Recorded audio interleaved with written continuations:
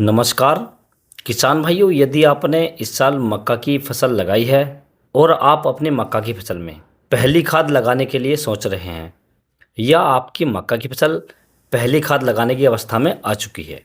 तो किसान भाइयों आज के इस वीडियो में मैं आपको दो ऐसी खास चीज़ें बताऊंगा। यदि आप अपनी मक्का की फसल में पहली खाद के साथ यानी पहली यूरिया के साथ इन दोनों चीज़ों को मिलाकर डालते हैं या लगाते हैं तो आपकी जो मक्का की फसल है उसकी ग्रोथ तेज़ी से होगी, पौधे मोटे रहेंगे और फसल के अंदर बीमारी नहीं लगेगी।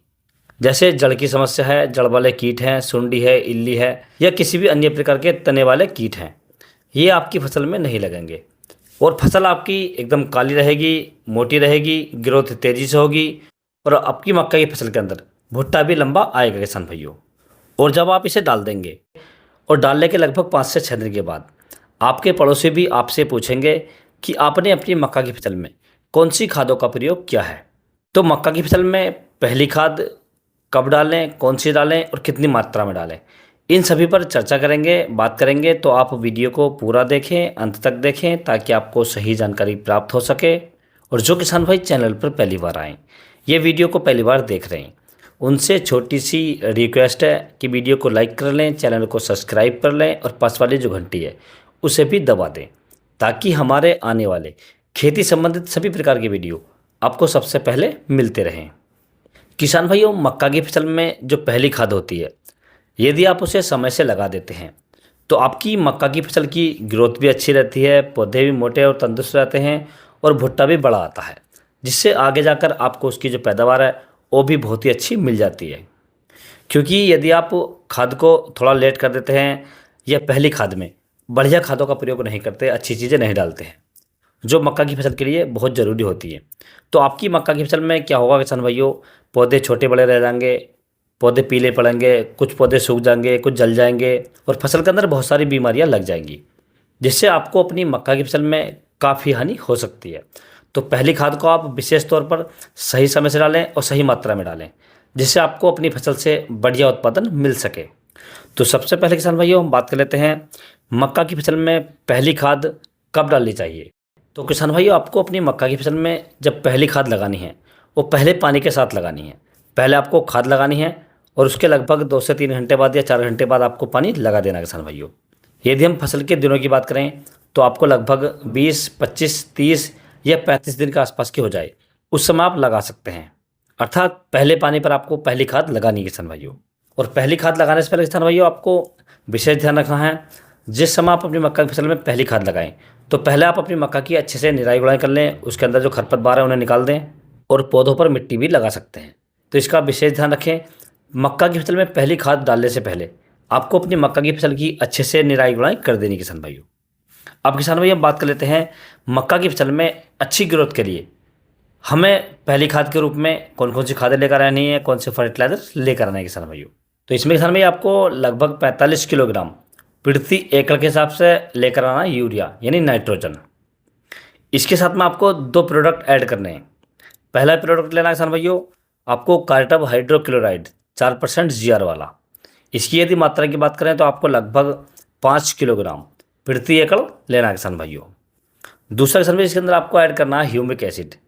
जो ह्यूमिक एसिड आता है सूखा वाला पाउडर के रूप में 98 या 90% वाला, ये आपको लेना है। इसकी मात्रा आपको लगभग 500 ग्राम प्रति एकड़ लेनी किसान भाइयों।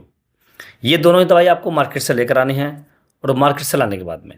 इन दोनों को आपको अच्छे से यूरिया के अंदर मिक्स कर लेना है और मिक्स करने के बाद अपनी मक्का की फसल के अंदर डाल देना है या पौधे पर रख देना है किसान भाइयों। खाद को डालने का जो सबसे अच्छा तरीका है किसान भाइयों, जब आप इस खाद को मिला लें तो आप मक्का की फसल में पौधे पर डालें